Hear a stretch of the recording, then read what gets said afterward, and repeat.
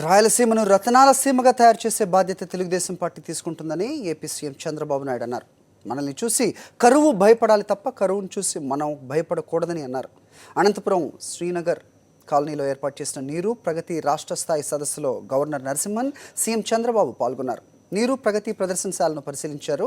పంట సంజీవని పేరుతో జిల్లాలో 1,00,000 ఫామ్ ప్యాడ్స్ నిర్మించాలని లక్ష్యంగా పెట్టుకున్నట్లు వెల్లడించారు. నదుల అనుసంధానం చేసుకుని నీటి కొరతను అధిగమిద్దామని వివరించారు.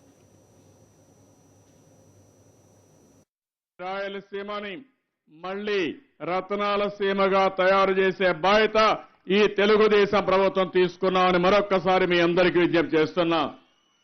మనం అందరం కూడా ఒక యజ్ఞంగా పనిచేయాల్సిన అవసరం ఉంది. కరువుని మనను చూస్తే కరువు భయపడాలి తప్ప కరువును చూసి మనం భయపడవలసిన పని లేదు. ఆ విధంగా ఈ ప్రభుత్వం కార్యక్రమాలు చేయడానికి సిద్ధంగా ఉన్నాం. అందుకే మీరు ఒకసారి చూడండి, నీరు చెట్టు తీసుకొచ్చాం.